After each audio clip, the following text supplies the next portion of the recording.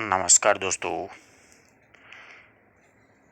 इस वीडियो में हम लोग द्वितीय श्रेणी हिंदी की जो शिक्षक भर्ती है उसके सिलेबस के अकॉर्डिंग सूरदास जी के सूरसागर में एक भ्रमर गीत सार नाम करके एक प्रसंग है जो आचार्य शुक्ल के द्वारा संपादित किया गया है। उसके 20 पद अपने सिलेबस में जोड़े गए पाठ्यक्रम के अनुसार। उन्हीं 20 पदों का अध्ययन करेंगे।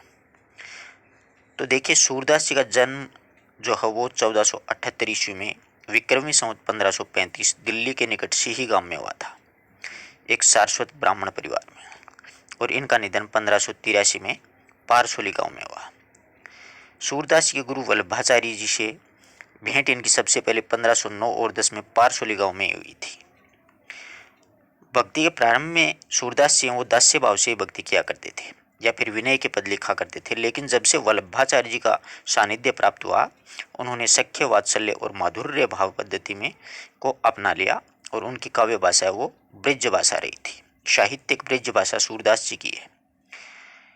सूरसागर इनकी प्रसिद्ध रचना है और सर्वश्रेष्ठ ग्रंथ माना जाता है इनका। इसका मुख्य आधार श्री मगभागवत पुराण के 10वें स्कंद का 46वां 47वां अध्याय है। ठीक है। और इसमें भ्रमर जो गीत है वो 12 से 21 तक के जो श्लोक हैं वो भ्रमर गीत सार है। मगभागवत पुराण की तरह इनका इसका विभाजन है वो भी स्कंधों में किया गया है। यानी जैसे कोई समय कर देता है, कोई शर्क कर देता है, कोई भाग कर देता है, कोई प्रकाश कर देता है, इसलिए इन्होंने उनका नाम स्कंद रख दिया। इसके 10वें स्कंद में सर्वाधिक पद रचे गए हैं जो कि गेय मुक्त है सूरसागर में। साहित्यिक लहरी या वो सूरदास जी की दृष्टिकूट पद है। दृष्टिकूट पदों को शामिल किया गया है। अच्छा प्रश्न बनता है, परीक्षा की दृष्टि से पूछा जा सकता है। ये रीतिपरक काव्य रचना है इनकी साहित्य लहरी, जिसमें रस, अलंकार, नायिका भेद आदि की दृष्टि से काफी महत्वपूर्ण मानी जाती है। कुल 118 पद हैं इसमें। सूर सारावली जो है वो इनकी अप्रामाणिक रचना मानी जाती है। इस रचना को मुंशी राम जो है उन्होंने होली गीत कहकर के संबोधित किया है। यानी सूर सारावली को मुंशी राम ने होली गीत कहा है।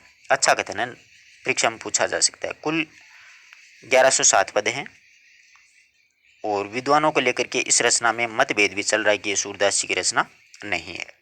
अगर सूरदास जी के बारे में और ज़्यादा विस्तार से आपको पढ़ना है तो आप प्लेलिस्ट में से कवि परिचय जो फोल्डर है उसमें से आप पढ़िएगा, ताकि आपको और भी बहुत सारी जानकारी मिलेंगी। क्योंकि सूरदास जी भी भक्ति काल में अपने आप में एक संस्था थे।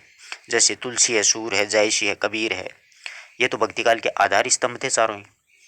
इसलिए चाहे द्वितीय श्रेणी हो, चाहे व्याख्याता भर्ती हो, चाहे नेट जेआरएफ, सूरदास जी से रिलेटेड एक ना एक प्रश्न आपसे परीक्षा में पूछा ही जाता है। अब यहाँ पर 20 पद दिए गए हैं, उनका अपना अध्ययन करेंगे, एक एक शब्द को समझते हुए, एक एक पंक्ति को समझते हुए। तो देखिएगा, उद्वय के प्रति वचन है। सबसे पहले अपन पढ़ते हैं। देखा तो उद्वय के प्रति श्री कृष्ण के वचन। ये जो पद है इसमें श्री कृष्ण उद्वय को समझाते हुए कह रहे हैं कि यानी ये जो उद्वय हैं ये ज्ञान मार्ग और योग की बहुत बड़ी ज्ञाता है, अपने आप में मानते हैं ये। परंतु श्री कृष्ण हैं वो प्रेम को सबसे बड़ा मुक्ति का साधन मानते हैं। तो क्या हुआ कि श्री कृष्ण हैं वो उद्वय जी को समझाते हुए कह रहे हैं कि आपको गोकुल जाकर के क्या क्या करना है। सबसे पहले समझाया जाता है ना, जैसे अपन किसी संदेशवाहक को भेजते हैं अपने किसी दूसरे देश में, दूसरे गांव में, तो उसको पहले बताया जाता है कि आपको ये काम करना है। उद्वय के प्रति श्री कृष्ण के वचन, श्री कृष्ण उनको समझाते हैं कि सबसे पहले आपको क्या करना है। पहले करी प्रणाम नंद सो समाचार सब दीजो, कि आपको गोकुल जाकर के सबसे पहले नंद बाबा से प्रणाम करना है। किससे? नंद बाबा से प्रणाम करना है। सो समाचार सब दीजो। और क्योंकि नंद बाबा श्री कृष्ण जी के क्या हैं? पिताजी हैं और पूज्य हैं। वहाँ के महाराज धीराज नंद बाबा ब्रज प्रदेश के।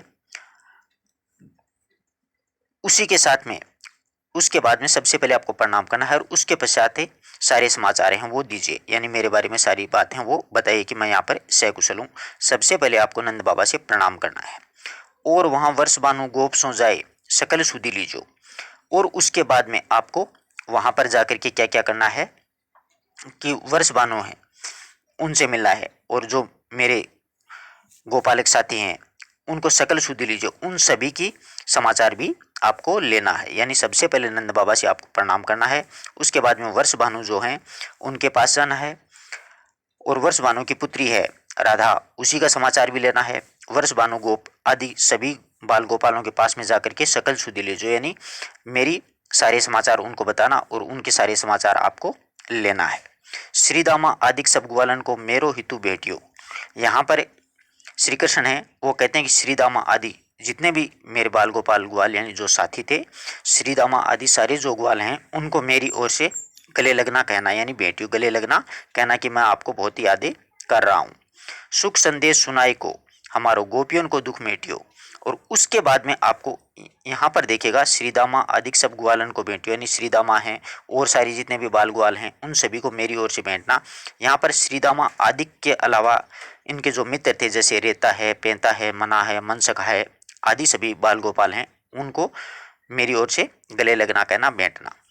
सुख संदेश सुनाई के और मेरा सुख का, उसके पश्चात आपको क्या करना है, उसके बाद में आपको गोपियों के पास में जाना है और मेरा सुख का संदेश सुना करके गोपियों का जो दुख है उसको दूर करना। सुख संदेश सुनाए हमारो, हमारो यहाँ पर श्री कृष्ण के लिए आया है कि मेरा सुख का संदेश सुना करके आप गोपियों का दुख है उसको भी मेटना।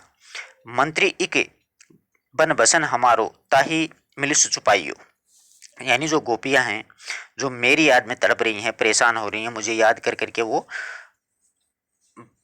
मेरी याद में तड़प रही हैं, उनको जब ये पता चलेगा कि मैं भी उनके लिए बहुत तड़प रहा हूँ तो क्या है कि प्रेमी को और प्रेमिका के प्रति क्या होता है, सुख मिलता है कि हाँ जितना दुखी मैं हो रहा हूँ उतना अपना प्रेमी भी हो रहा है तो उसको बड़ा सुख मिलता है। तो सुख को संदेश सुना करके कि जैसे आप तड़प रही हो वैसे ही श्री कृष्ण भी तड़प रहे हैं तो उनको बहुत सुख मिलेगा, तो उनको उनका दुख है वो दूर करना। मंत्री इके बन बसन हमारो ताही मिलो सुच पाइयो। आगे देखिए कहते हैं कि वहाँ पर एक मंत्री, मंत्री का मतलब यहाँ पर राधा से ध्यान रखना, यहाँ पर पूछा जा सकता है कि मंत्री एक बन बसन हमारो ताही मिले सुच पाइयो, कि यहाँ पर मंत्री शब्द किसके लिए आया, तो राधा के लिए, कि आपको यहाँ पर एक मंत्री यानी राधा मिलेगी, उससे मिलकर के आपको बहुत ही सुख मिलेगा, उससे आप मिलना और उससे आपको बहुत सुख मिलेगा, यानी वहाँ का वातावरण ही बड़ा आनंदित होता है। आगे देखिएगा कि सावधान हुए हुतो ताही माथो नवाइयो, और जहाँ पर आपको मंत्री मिलेगा यानी राधा मिलेगी तो वहाँ पर आपको सावधानी पूर्वक क्या करना है, प्रणाम करना है, नमस्कार करना है, अपना माथा है वो झुकाना है उनके सामने, सावधान होकर के मेरी ओर से आप उनसे स्नेह और प्यार से मेरी तरफ से आप उनके सामने माथा झुकाना। किसके सामने, राधा के सामने। अब राधा कैसी है, परम सुंदर है, किशोर है, वय क्रम है, चंचल नयन विशान है और उसकी आंखें हैं वो बड़ी बड़ी हैं। यहाँ पर सूरदास जी हैं वो राधा की किशोरावस्था का वर्णन कर रहे हैं, यानी शैशवावस्था और बाल्यावस्था के बाद में क्या आता है, किशोरावस्था आती है। तो वो क्या है कि बहुत ही सुंदर है, किशोर है, वय क्रम है, चंचल है और उसकी आंखें वो बड़ी बड़ी हैं। ये सारी विशेषताएं राधा की हैं, पूछी जा सकती हैं। उन्होंने करे हाथों में मुरली, सिर पर मोरपंख, पीताम्बर उर बनमाला। उसने क्या कर रखा है, हाथों में मुरली दान कर रखी है, सिर पर मोरपंख का मुकुट है, कमर में पीताम्बर वस्त्र है और गले में वनमाला उसने धारण कर रखी है। ऐसी रहती है वो।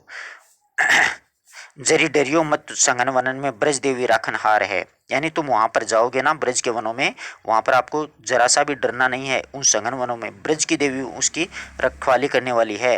कौन है, राधा है वो, ब्रज की देवी उस संगन वनों की रक्षा करती है। वृंदावन सो बसत निरंतर कबू न होत नियार है।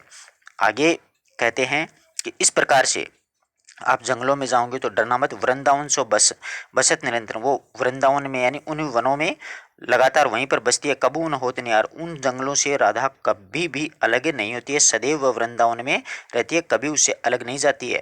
उद्धव के प्रति सब कहीं श्यामजू अपने मन की प्रीति। अब आगे श्री कृष्ण है उद्धव के प्रति अपने मन में जो प्रेम था वो सारा का सारा कह दिया। सूरदास जी कहते हैं कि कृपा करी पठिए यही सकल ब्रज रीत है। आगे सूरदास जी कहते हैं कि श्री कृष्ण ने अपने मन की जो प्रीत है, प्रेम के भाव हैं वो उद्धव से कह दिए हैं। और कृपा करी पठिए यही सकल ब्रज रीत है, कि कृपा करके ब्रजवासियों को सुख देने के लिए उद्धव को भेज दिया है। ब्रज में इस प्रकार की रीतें रही है कि ऐसे समाचार एक कोई संदेश वाहक भेजा जाता है। तो आशा करता हूँ पहला पद्य आराम से समझ में आया होगा। जहाँ से प्रश्न बनने होते हैं वो भी मैं आपको बीच बीच में बता रहा हूँ, आप भी अंडरलाइन करते जाइएगा, जिससे क्या है कि आपको किसी चीज़ को समझने में कोई दिक्कत नहीं होगी। आगे देखिए, आगे कहिए नंद कठोर भय। यहाँ पर बहुत ही अच्छा पद है, हर एक पंक्ति से प्रश्न बन सकता है। आगे श्री कृष्ण उद्धव से कहते हैं कि आप जाकर के कहना कि नंद कठोर भय, नंद बाबा के लिए आए।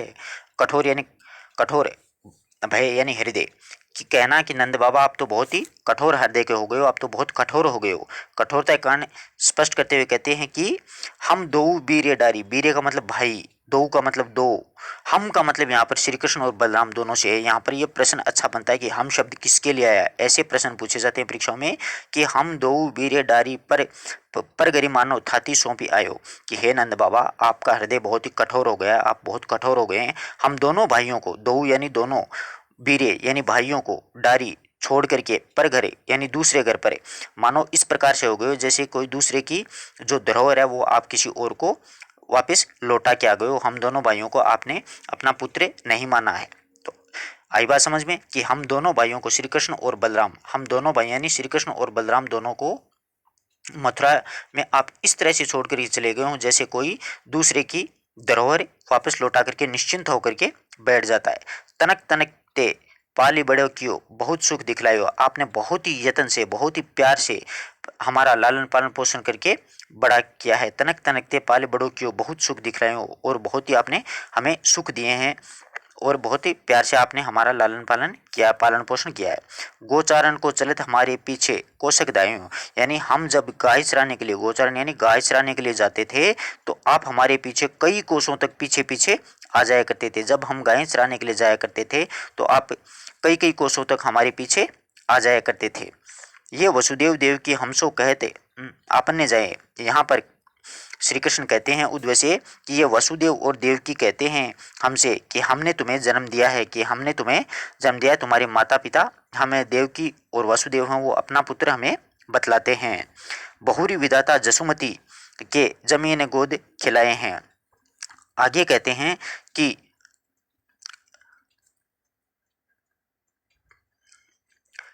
और यहाँ पर मुझे बहुरी विधाता जसुमती के की के हम ही न गोद खिलाए हैं, कि यहाँ पर हमें क्या है कि गोद में खिलाया है और ये लोग हमें विधाता समझते हैं। फिर हमें कहते हैं कि आप विधाता के समान हो। यशोदा जी गोद में खिलाए पुत्र के रूप में यहाँ पर कोई नहीं समझता है कि बहुरी विधाता जसुमती के हम ही गोद खिलाएं, कि यशोदा का पुत्र के रूप में गोद में खिलाया हुआ हमें कोई नहीं समझता है, जबकि यहाँ पर तो हमें भगवान के समान समझते हैं, यानी विधाता समझते हैं सारी की सारी। कौन काज ये कौन काज ये राज नगर को सब सुख सो सुख पाए हों। आगे कहते हैं कि ये नगर का राज्य किस काम का, कौन काज ये किस काम का, ये नगर का राज्य किस काम का, अर्थात नगर का राज्य कुछ काम का नहीं है, हमने यहाँ सुख से सुख पा लिया है। नगर को सब सुख सो सुख पाए हों, कौन काज ये राज नगर को सब सो सुख सब सुख पाए हैं, यानी ये नगर का राज्य किस काम का कि हमने यहाँ पर सुख से सुख पा लिया है। वस्तुतः हमें यहाँ पर सुख नहीं मिला, यानी बहुत सुख देते हैं यहाँ पर लोग, हमें बहुत मान सम्मान करते हैं, इज्जत देते हैं, परंतु हमें उसमें सुख नहीं मिलता है। आगे कहते हैं कि सूरदास व्रज समाधान करूं आज ही कल हम आए हैं। आगे श्री कृष्ण हैं वो उद्धव से कह रहे हैं कि हम ब्रजवासियों को तसल्ली दे करके ब्रज समाधान करूं आज कल ही हम आए हैं। हम यानी श्री कृष्ण और बलराम की ब्रजवासियों को तसल्ली इस तरह से कर देना कि हम बस आज काल में ही आने वाले हैं, अर्थात गोकुल यानी ब्रज प्रदेश हम जल्द ही आ जाएंगे, आज या कल में ही आने वाले हैं। हम यहाँ पर श्री कृष्ण और बलराम के लिए आया। इस प्रकार से छोटे छोटे प्रश्न हैं वो यहाँ पर पूछे जा सकते हैं। अब देखिए यहाँ पर थाती किसके लिए आया है, ऐसे शब्द पूछे जाते हैं परीक्षा में। मानो मानो थाती सौंप आए हो, थाती यानी दूसरे की धरोहर को सौंप करके निश्चित हो जाना। श्री कृष्ण और बलराम को छोड़ दिया है ना इस मथुरा, इसीलिए। और गो चराने जाते थे तो पीछे कौन आते थे कई कोसों तक, नंद बाबा आते थे। वसुदेव देव के हमसो कहत जाए हैं, वसुदेव और देव की यानी श्री कृष्ण को कौन कहता है कि हम तुम्हारे माता पिता हैं, वसुदेव और देव की कहते हैं। बहुरी विधाता जसुमती के जमीन गोद खिलाए हैं, हमें यहाँ पर लोग विधाता समझते हैं, लेकिन यशोदा के गोद में खिलाए हुआ पुत्र के समान स्नेह हमें कोई नहीं करता है। ये राजकार्य किस काम का है, इसमें अनेक प्रकार के सुख हमें पाए परंतु उसमें हमें सुख नहीं मिला है। कि ब्रज का समाधान करके हम ब्रज के लोगों को इस प्रकार से तसल्ली देना कि हम आजकल में यहाँ का काम निपटा करके जल्द ही गोकुल वापिस आ जाएंगे, ब्रज प्रदेश मथुरा का काम निपटा करके। अगला पद्य देखिएगा, तभी उपंगसूत आए, तभी उपंगसूत आए, उसी समय उद्धव जी वहां पर आ जाते हैं। यहाँ पर उपंगसूत ये शब्द पूछा जा सकता है, किसके लिए है? उद्धव जी के लिए गया है। उपंगसूत उद्धव को कहा जाता है। तब यानी उसी समय उद्धव जी वहां पर आ गए। सखा सखा कछु अंतर नाई, भरी भरी अंक लाए, यानी उद्धव जी वहां पर आए और दोनों मित्र मित्र हैं, दोनों में कुछ भी अंतर नहीं है। सखा सखा यानी मित्र मित्र हैं, कुछ अंतर यानी कोई अंतर नहीं है, भरी भरी अंक लगाए। और उनकी शारीरिक साम्यता है और जो आंतरिक साम्यता वो एक ही है। तो दोनों ने प्रागाढ़ आलिंगन किया, यानी गले लगाया, दोनों ने भरी भरी अंक लगाए, गले मिले दोनों, श्री कृष्ण और उद्धव जी। अति सुंदर श्याम तन, अति सुंदर तन श्याम सरीखो, देखत हरि पछताने। अब भगवान श्री कृष्ण है, वो उद्धव जी का शरीर अत्यंत सुंदर है, अति सुंदर तन श्याम शरीर, यानी उद्धव जी का शरीर है वो अत्यंत सुंदर है, श्री कृष्ण के जैसा है। श्याम शरीर यानी श्री कृष्ण के जैसा। देखत हरि पछताने, ये देखते देख करके ही भगवान श्री कृष्ण है वो पश्चाताप करने लग गए। तो यहाँ पर पूछा जा सकता है अति सुंदर तन किसका बताया है? उद्धव जी का बताया है। किसके समान बताया है? श्री कृष्ण के शरीर के समान बताया। ये देखते हुए श्री कृष्ण को क्या हुआ कि दुख हुआ, पश्चाताप होने लगा, वो दुखी होने लगे। दुख इस बात का है कि उद्धव जो हैं वो श्री कृष्ण के जैसे ही है। अगर उनका मन है, अगर उनका शरीर श्री कृष्ण के जैसा है और अगर मन श्री कृष्ण के जैसा होता और फिर उन्हें व्रज प्रदेश पढ़ने के लिए मैं भेजता तो कितना अच्छा होता। तो ऐसो को वैसी बुद्धि, यानी ऐसे शरीर का, यानी श्री कृष्ण के जैसा शरीर है उद्धव का, अगर उनकी बुद्धि भी अगर वैसी होती, श्री कृष्ण की जैसी बुद्धि होती, ब्रज पठोते तब आने, तब उन्हें ब्रज भेजना चाहिए था। तो कहने का मतलब है कि उद्धव जी ज्ञान मार्ग को मानते हैं, उनका प्रेम और भक्ति में बिल्कुल भी भरोसा नहीं है उद्धव जी का। और श्री कृष्ण जी ये सोचते हैं कि यदि इनका प्रेम और भक्ति में यदि विश्वास होता तो कितना अच्छा होता और उनको मैं फिर ब्रज प्रदेश भेजता। तो ये भी इस बात को समझ सकते हैं कि गोपिकाएं हैं, श्री कृष्ण वो वियोग में एक दूसरे के प्रति कितने तड़प रहे हैं। यानी ऐसे को श्री कृष्ण जैसे शरीर वाले की यदि बुद्धि भी श्री कृष्ण के जैसी होती तब उन्हें ब्रज भेजना चाहिए था। यह आगे रस काव्य प्रकाशे जोग प्रकाश प्रगटावे। इस प्रकार से आगे श्री कृष्ण कहते हैं कि यदि इस आगे कहते हैं कि यदि रस की काव्य की भक्ति प्रेम भक्ति संबंधी बातें प्रकाशित करें तो ये योग की बातें ही बोलता है। या आगे या शब्द यहाँ पर उद्धव जी के लिए है कि या यानी इनके आगे यदि मैं प्रेम रस की बातें करूंगा, प्रेम भक्ति संबंधी बातें प्रकाशित करूंगा तो भी वह जोग प्रकाश प्रगट, तो भी वह जोग यानी योग की बातें करने लग जाएगा। क्योंकि इनको प्रेम भक्ति में कोई भरोसा नहीं है, इनके सामने यदि प्रेम भक्ति संबंधी मैं बातें प्रकाशित करूंगा तो भी ये योग की वाणी ही बोलेंगे। तो सूरदास जी कहते हैं कि ज्ञान या के दृढ़ हृदय जुवती जोग सिखावे। तो सूरदास जी आगे कहते हैं कि श्री कृष्ण कह रहे हैं कि इनके हृदय में, इनके किनके, उद्धव जी के हृदय में ज्ञान है, उन्होंने दृढ़तापूर्वक स्थान जमा रखा है। कि ज्ञान योग मार्ग ने इनके उद्धव जी के हृदय में दृढ़तापूर्वक स्थान जमा रखा है। युवती योग सिखावे, और वे युवतियों को योग की शिक्षाएं सिखाने के लिए जा रहे हैं। युवती युवती यानी युवतियां गोपिकाएं, योग यानी योग सिखावे वो सिखाने के लिए जा रहे हैं। कि इनके हृदय में ज्ञान ने दृढ़तापूर्वक स्थान कर रखा है और ये अपने आप को दृढ़ ज्ञानी समझते हैं और ये युवतियों को योग सिखाने के लिए जाएंगे। तो यहाँ पर सूरदास जी का कहने का भाव यह है कि उद्धव के हृदय में ज्ञान के प्रति कितनी आस्था है। पर यदि ब्रज में जाकर के गोपियों को इनका उपदेश देंगे तो प्रेम के समक्ष उन्हें मात ही खानी पड़ेगी। यानी वो युवतियां हैं वो प्रेम में डूबी हुई हैं, श्री कृष्ण की प्रेम भक्ति में, प्रेम रस में, परंतु ये उनके पास में जाकर के ज्ञान की बातें ही करेंगे तो इनको मात खानी पड़ेगी, क्योंकि वो इनसे ज़्यादा प्रेम भक्ति में भरोसा करती हैं। जदुपति लख्यो ते ही मुस्कात। जदुपति यहाँ पर श्री कृष्ण के लिए आया, ध्यान रखना ये शब्द यहाँ पर पूछा जा सकता है कि जदुपति लिख्यो ते ही मुस्कात, यहाँ पर जदुपति किसके लिए आया? श्री कृष्ण ने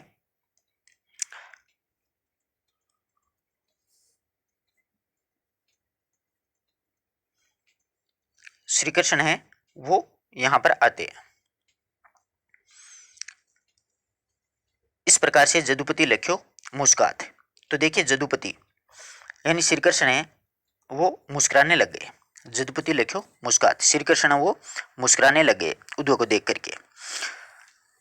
आगे क्या करते हैं? कहते हम मन ही रही जोई सोई भई, ये बात है कि जदुपति लख्यो मुस्कात, श्री कृष्ण है उसने मुस्कुराते हुए देख करके, यानी उद्धव को मुस्कुराते हुए देख करके वो मुस्कुराने लगे।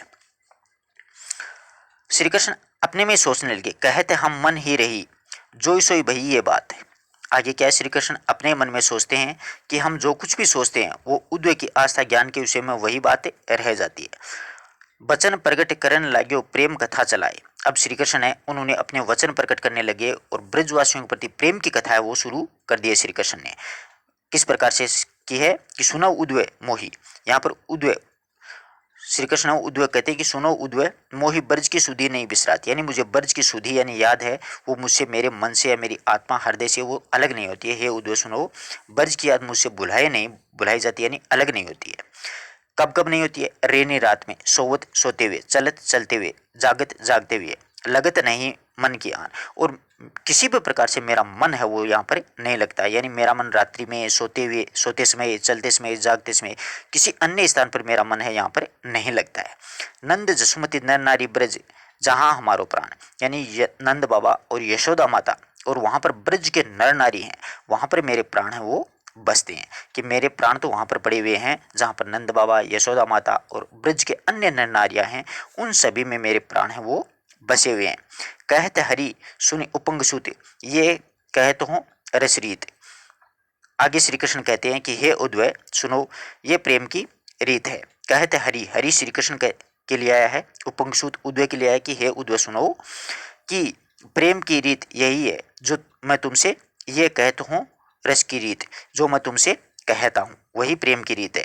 सूर कहते हैं कि चित्ते टरती नहीं राधिका की प्रीत, कि सूरदास जी आगे कहते हैं कि श्री कृष्ण कह रहे हैं उद्वैसी कि मेरे चित्त में राधिका का प्रेम थोड़ी देर के लिए भी अलग नहीं होता है, टलता नहीं है। श्री कृष्ण को हर समय राधा का स्मरण, राधा की याद है वो आती रहती है, क्योंकि श्री कृष्ण और राधा एक दूसरे से प्रेम में डूबे हुए हैं। तो आशा करता हूँ हर एक बात समझ में आई होगी, कोई दिक्कत नहीं होनी चाहिए। जदुपति किसके लिए आया है, सुनो उपंग सुत ब्रज की सुधि नहीं बिसरात, यहाँ पर श्री कृष्ण किसकी याद नहीं टलती है, ब्रज प्रदेश की। कब कब नहीं, रात्रि में, सोते समय, चलते समय, जागते समय, कहीं पर भी मन नहीं लगता है। नंद और यशोदा बाबा, ब्रज के नर नारी, श्री कृष्ण के प्राण किन में बसे हुए हैं, इनमें बसे हुए हैं, है ना। आशा करता हूँ कि आराम से एक एक पंक्ति समझ में आ रही होगी। कोई डाउट हो तो आप लोग पूछ सकते हो, पूरी छूट आपको कमेंट में। सखा सुनो मेरी एक बात, आगे श्री कृष्ण है वो उद्वय से कहते हैं कि हे सखा सुनो मेरी एक बात, कि मेरी एक बात सुनो कि वह लता गण संग गोपन सुधि करत पछतात।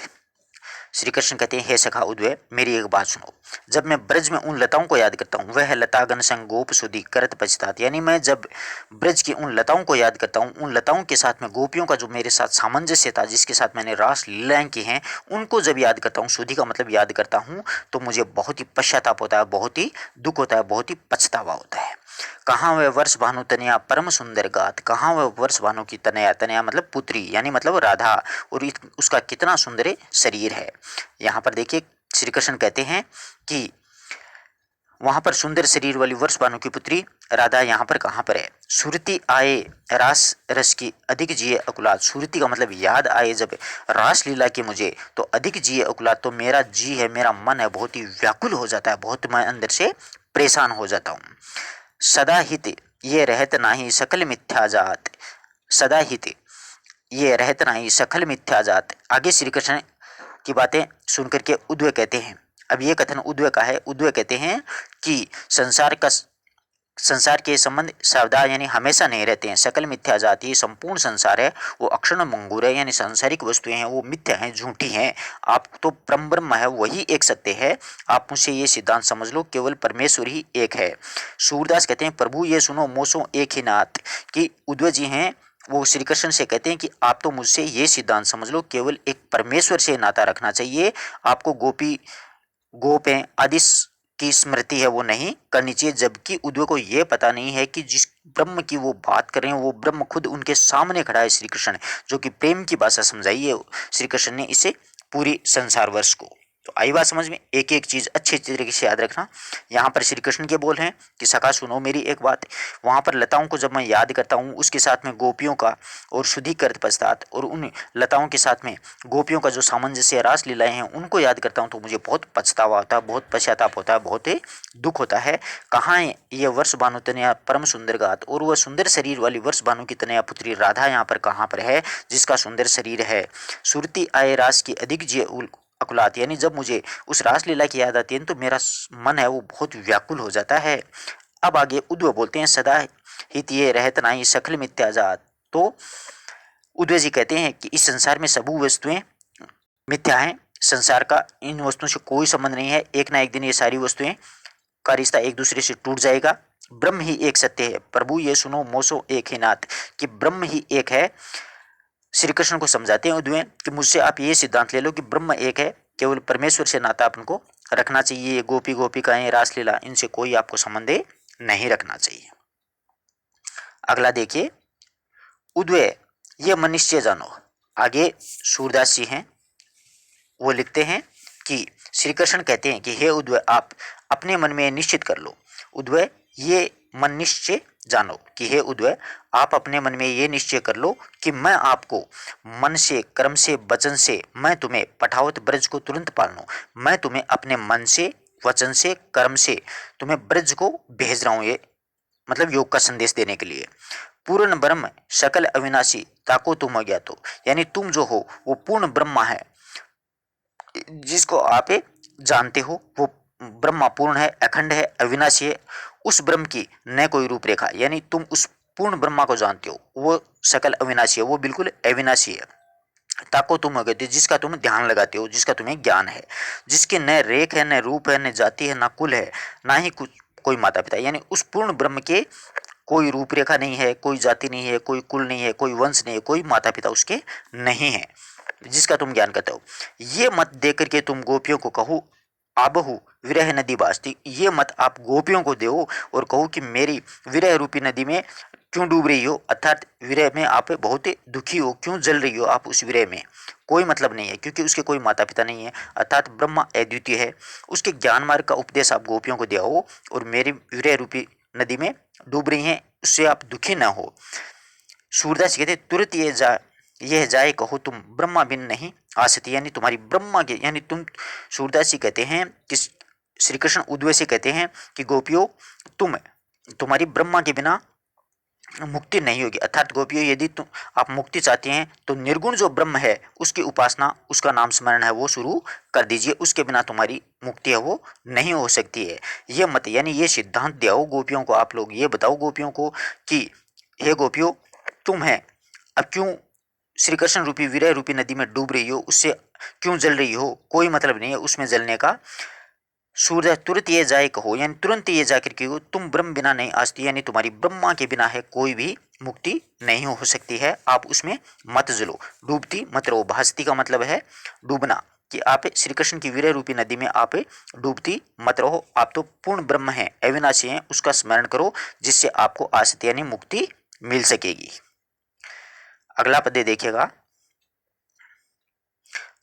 उद्वय बेगी ब्रज जाहू। आगे श्री कृष्ण है वो उद्धव से कहते हैं कि हे उद्धव आप शीघ्र ही ब्रज में चले जाओ, उद्धव बेगी ही ब्रज जाओ, यानी आप शीघ्र ही ब्रज में चले जाओ। सूरती संदेश सुनाई मेटो वल्लभिन को दाहू, वल्लभिन यहाँ पर मतलब गोपियों के लिए आया है, वल्लभिन शब्द किसके लिए है, गोपियों के लिए आया है, मतलब वैसे तो जो प्रियतमा होती है ना उसको वल्लभी कहा जाता है। तो सूरती संदेश, तो श्री कृष्ण उद्धव से कहते हैं कि हे उद्धव आप जल्द ही क्या करो ब्रज की ओर चले जाओ, हमारा प्रेम का संदेश सुना करके हमारी प्यारी सुरती संदेश सुनाए मेटो वल्लभिन को दाहो, यानी आप हमारी प्यारी गोपिकाओं को दुख को दूर करके, अर्थात गोपियों को जब ये संदेश मिलेगा और उनको ये वियोग का जो दुख है उसको जल्दी ही आप मेटो, यानी सुरती संदेश हमारा ये संदेश सुना करके वल्लभिन को दाहो, जो कि मेरा प्रेम का संदेश सुना करके प्यारी गोपियों के दुख को दूर करो, अर्थात गोपियों को जब ये संदेश मिलेगा कि श्री कृष्ण भी उन्हें स्मरण करते हैं तो उन्हें हृदय में वियोग दुख में दग्ध हो रहे हैं तो उनको सांत्वना मिलेगी। काम पावक तुलमय तन बिरह श्वास समीर है। अब देखिए, काम रूपी जो अग्नि है, काम पावक, काम रूपी पावक यानी अग्नि है, तुलमय तन बिरह से, यानी कामरूपी जो अग्नि है वो तुलमय, तुलमय का मतलब रुई की तरह तन, रुई की तरह शरीर, तन यानी शरीर, बिरह श्वास समीर है, यानी कामरूपी अग्नि है उसमें रुई के समान उसके शरीर जो जल रहा है उस पर विरह के श्वासों की समीर चल रही है, यानी विरह रूपी श्वासें उसकी समीर यानी हवा चल रही है, वो उस कामरूपी अग्नि को बढ़ावा दे रही है। बसन नाही होन पाबत लोचन के नीर, और वो जो वीर्य रूपी अग्नि की श्वास की समीर चल रही है, उनके शरीर और नेत्रों से बहने वाले आंसू जल के कारण भस्म नहीं होते, यानी उनके शरीर को भस्म नहीं होने देते हैं। कौन है? आंखों का जो नीर है वो कामरूपी अग्नि को बुझा दे रहा है, वो उसके शरीर को भस्म यानी जलने नहीं दे रहा है। तो कहने का मतलब ये कि श्री कृष्ण के अभाव में गोपियों के मन में कामरूपी जो अग्नि लगी है, इस कारण विरह की श्वासें चल रही हैं। ऐसी स्थिति में जल करके भस्म होना चाहिए, परंतु आंसू हैं वो जल के रूप में उन्हें भस्म रूप में जो कामरूपी अग्नि है उसको रोक रहे हैं, इसलिए उनको जलने भी नहीं दे रहे हैं उसके शरीर को। अजोलो ये है भांति है कछुक सजग शरीर है। अब आप उनका शरीर इस तरह झुलसते झुलसते कुछ सजग बना हुआ है, अर्थात इतने पर ही यदि कोई समाधान न किया गया है तो गोपियों को धैर्य धारण करना चाहिए। अजोलो यही बाती कछुक सजग शरीर, यानी इस प्रकार से भी झुलसते झुलसते उनका जो शरीर है वो सजग बना हुआ है।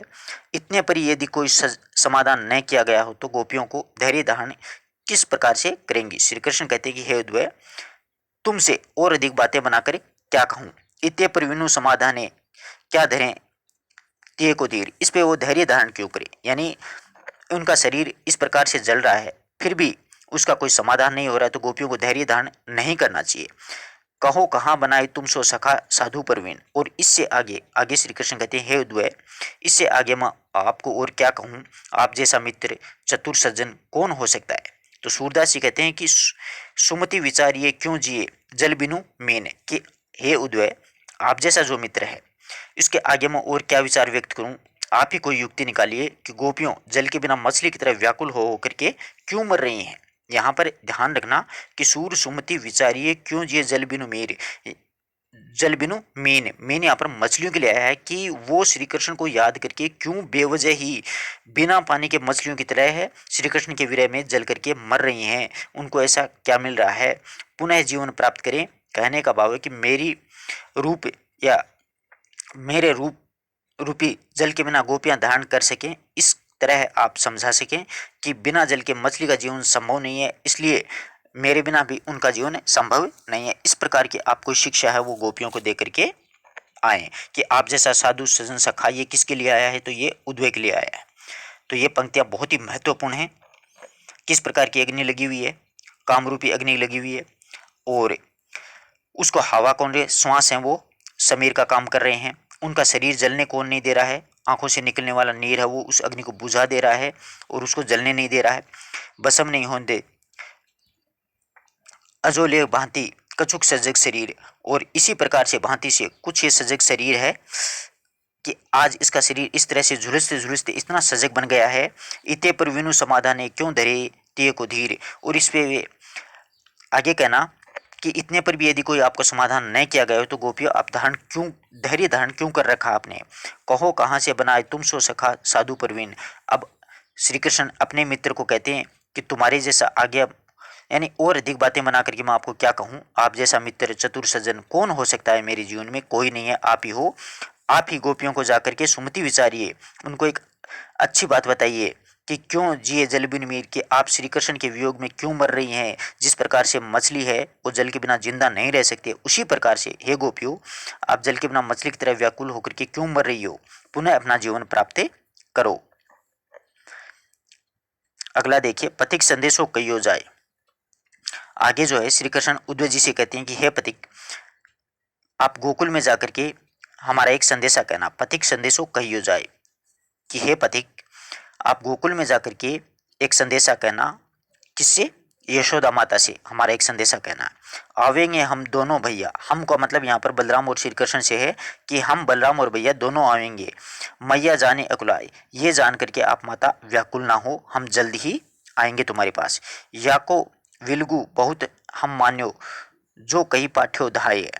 आगे कहते हैं कि हम इस बात का बहुत बिल्कुल मतलब बहुत बुरा माना है, हमने आपकी इस बात का बहुत ही बड़ा बुरा माना है जो कि आपने हमारे पास में ये कह करके भेजा था। मान्यो कहियो पाठ्योदाय, कि आपने हमारे पास ये कह कर ये भेजा था कि कह लो कीर्ति माने तुम्हारी बड़ो क्यों पे पाए, कि हमने आपकी इस बात का बहुत बुरा माना। विलगु बहुत मान्यो कहियो पाठ्योदाय, कि हमारे पास आपने ये कह करके भेजा था कि हम तो तुम्हारा लालन पालन ही किया था, कि लो कहियो कीर्ति माने तुम्हारी बड़ों क्यों पे पाने। कि हमने आपका सिर्फ पालन पोषण किया करने वाली एक दहाई माई हूँ, मैं आपकी असली माता नहीं हूँ।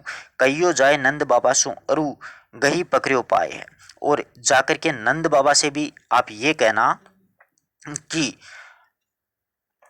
आप नंद बाबा से जाकर के भी ये कहना कि दूध पिला पिला करके आपने हमें इतना बड़ा कर दिया है, कि उनके चरण छूना। और ये भी कहना कि यानी गहियो पकड़ियो पाए, पाए का मतलब पाँव होता है, गहियो पकड़ियो पाए, कि आप नंद बाबा से जाकर के ये कहना कि हम उनको हमारी ओर से चरण स्पर्श कहना।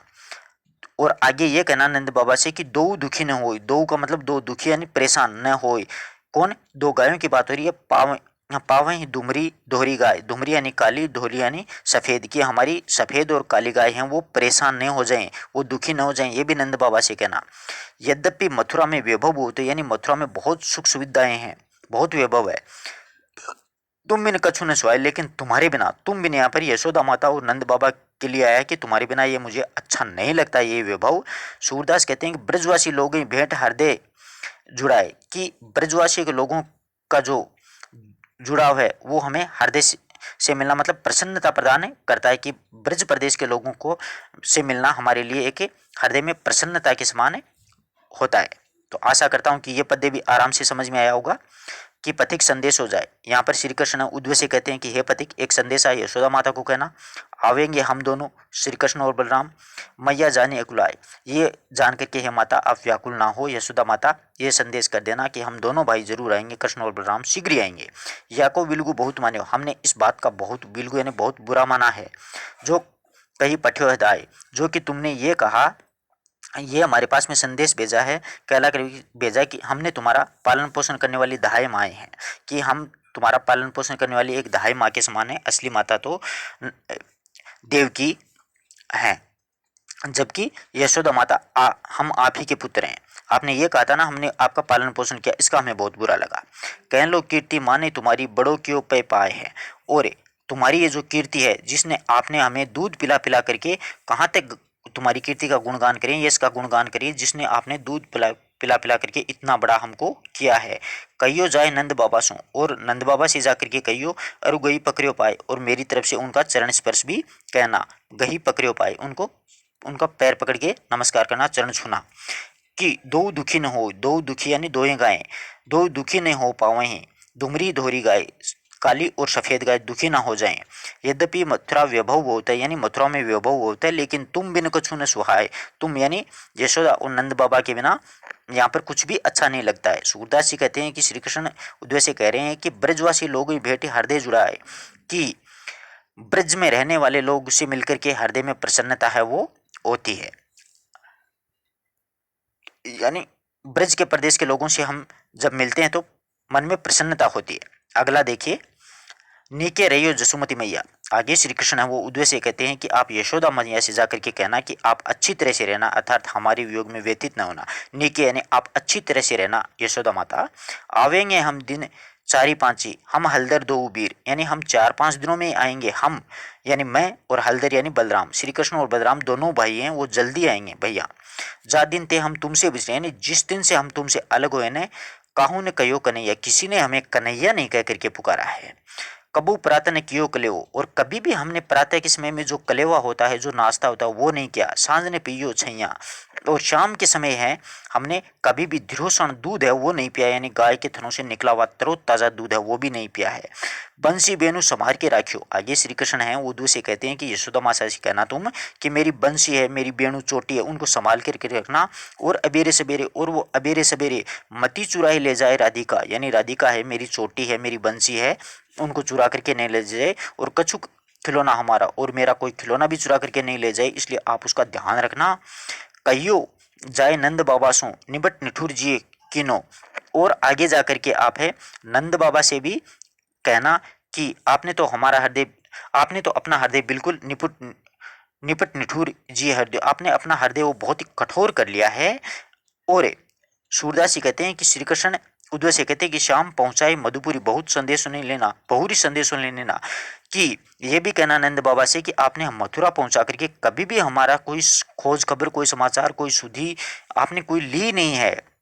बहुरी संदेश लेना है नहीं, हमारा कोई समाचार आपने लिया ही नहीं, ये कोई बात होती है आपने मथुरा छोड़ करके आ गए हो। तो आशा करता हूँ ये 10 पद्य आपको आराम से समझ में आए होंगे।